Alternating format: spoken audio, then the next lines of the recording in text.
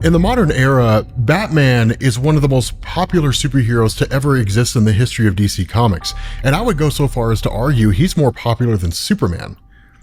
What's so funny about this is Batman is not supposed to exist, because there was a time when DC Comics was going to cancel his comic book line and kill him off forever. So when Batman first came onto the scene in 1939, his stories were dark. His early comics saw him killing villains with poison gas, hanging mental patients from the Batwing, watching on while villains burned to death, and even showing the Joker assassinating a political official. Sure, they were morally questionable acts, but his no-kill rule had not been established by this point, and the general argument was that the villains had it coming anyway. But all of this changed in the mid to late 1950s. The reason for this was due to a pseudopsychologist named Frederick Wertham, who published a book in 1954 called Seduction of the Innocent. Arguing that comic books were corrupting America's youth, Wertham's book drew the attention of both the American people and Casey Kefauver, a senator from Tennessee who saw the book as a rallying cry. As a result of the general public's reaction, as well as his own political aspirations, Casey brought Wertham before the Senate Subcommittee on Juvenile Delinquency, and Wertham's testimony nearly led to Congress passing legislation that would have severely restricted what could be published within a comic book.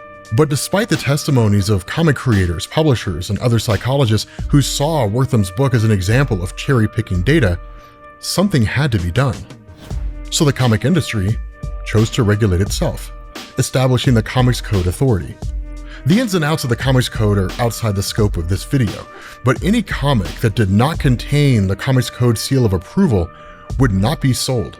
And among the various rules of the Comics Code was the rule that vigilantism could not be glorified and depictions of extreme violence couldn't be shown. But what was Batman if not a comic book character glorifying violence and using extreme tactics? So to ensure that Batman comics could be sold, DC was forced to tone his character down. His dark and hyper-violent ways were replaced with goofy moments like the rainbow and zebra Batman suits in Detective Comics 241 and 275 respectively, the sword fight between Batman and Superman in World's Finest 143, and the story of Batman wearing a jester hat and punching the side of a building in World's Finest 109.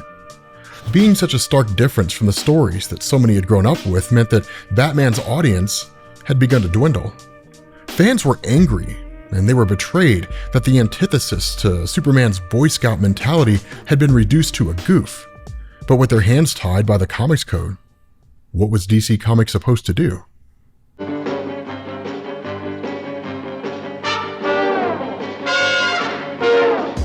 The Adam West Batman show was actually the saving grace that DC Comics needed. Originally intended to be a juvenile adventure show, the television rights for Batman shifted from CBS to ABC and then eventually Fox, who hired William Dozier to produce the series. But after reading several of the existing Batman stories under the rules of the Comics Code, Dozier decided to make the series campy, focusing more on nonsensical slapstick humor. But much like during the height of the Marvel Cinematic Universe, viewers who had never read a Batman comic in their life saw themselves flocking to local stores to pick up the newest issue of the Caped Crusader, and for a time, sales skyrocketed.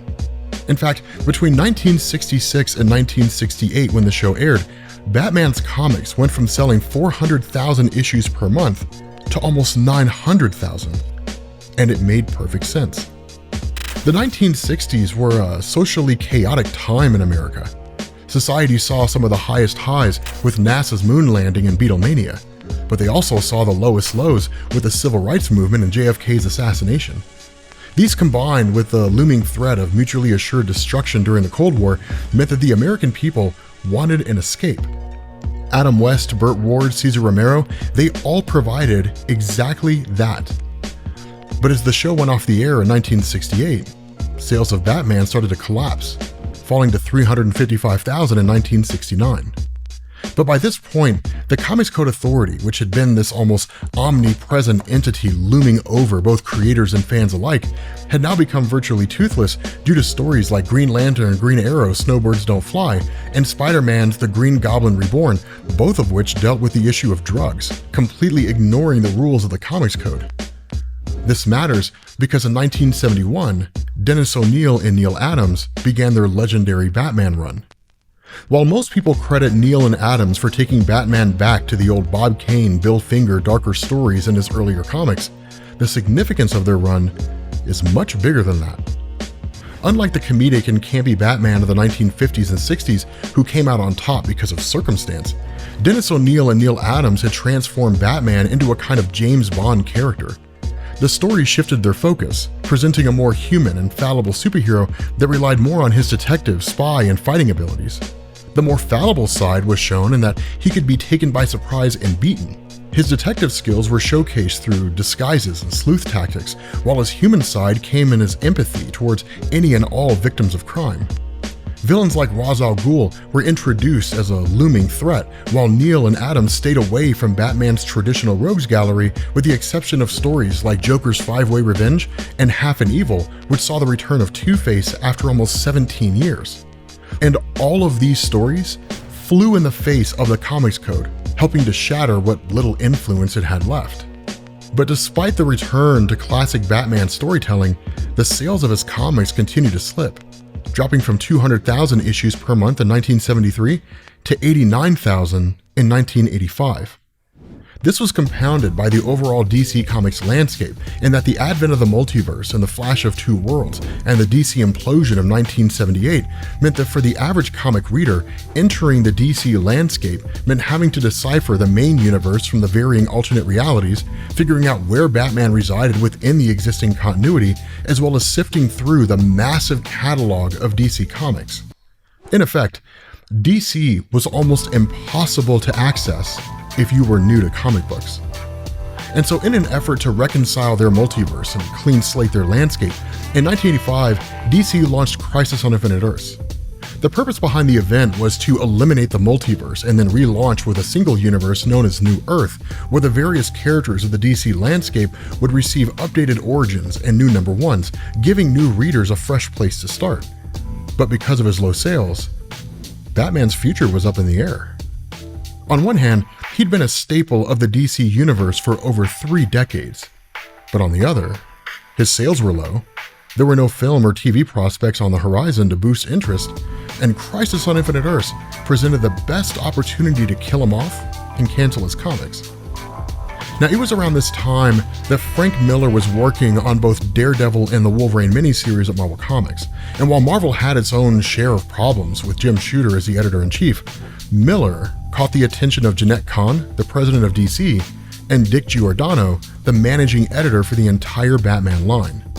In truth, Miller had no interest in writing Batman, and had actually wanted to focus on Ronin, a 6-issue miniseries with a cyberpunk feel.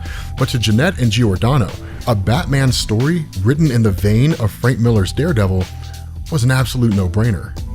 And so the three of them struck a deal. If Miller was willing to write a Batman comic, he'd have free reign on Ronin. And for Miller, it was solid. Pulling off a Batman story that could return the character to the height of his popularity would solidify his name in the halls of comicdom forever. And the icing on the cake was complete creative freedom on a series of his own making, as opposed to the creative limitations imposed by Shooter at Marvel. The other side of this was that if Miller's story failed, Batman was done. You were never a god. You were never even a man. Now, a lot of discussion surrounding the development of The Dark Knight Returns centers on his influence from Dirty Harry and Frank Miller building on the old Bob Kane, Bill Finger, and Dennis O'Neil and Neil Adams runs, but a lesser-known influence for the story came from Alan Moore's Watchmen. Much in the same way that Watchmen was rife with political messages and themes illustrating how superheroism can consume, change, and break people, the bleakness of Watchmen is mirrored in The Dark Knight Returns, in that Gotham, and the world overall, look and feel like a very dark place. Batman has long since retired, criminals have overrun the city, and corruption has taken hold. The Joker returns and then basically kills himself, leading to a massive manhunt for Batman because everybody believes that he's the one that killed the Joker, and the story culminates in one of the most significant moments in DC Comics history: Batman fighting Superman. Now, for the non-comic reader, this is simply the first in what has become a mainstay battle between DC's most popular heroes. But for the person who'd been reading comics for decades, this was game-changing. Something to understand is that the relationship between Batman and Superman dates back to 1952 with Superman number 76, the mightiest team in the world. Prior to this, they were just two characters published by the same comic book company, but crossing over in such a way now meant that they shared a single universe. Gotham City was here, Metropolis was over there. And so in the decades that followed, the team-ups between both these heroes had become so popular that DC launched a series called World's Finest, and while it initially contained separate stories involving these guys, it evolved to showcase Batman, Superman, and occasionally Robin teaming up to fight some foe.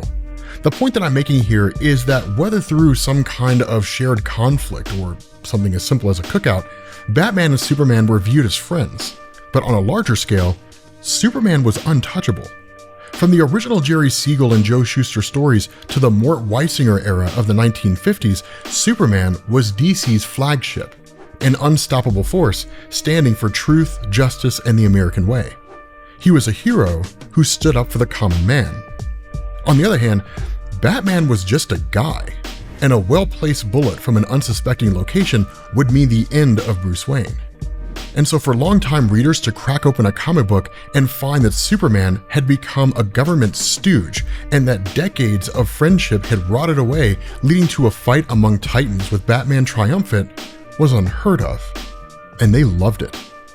By 1987, Batman's sales had skyrocketed, jumping to 193,000 per month. Frank Miller followed this story up with Batman Year One, a retelling of Bruce Wayne's origin in the post-crisis era, and the Batman explosion was on. Within 3 years, Batman had overtaken Superman in sales, DC had expanded its lineup to include comics like Tales of the Dark Knight, and Tim Burton was directing a Batman film. And so while I believe that the current work of writers in DC Comics cannot be ignored, especially considering Scott Snyder's landmark Batman run with the New 52 in 2011, I think it's equally important to stand up and say, had it not been for Dennis O'Neil, Neil Adams, and Frank Miller, Batman as we know him simply wouldn't exist. With that being said, guys, we're going to bring this video to an end. If you're interested in getting into Batman as a comic book character, make sure you click this link and it'll take you to our Batman playlist.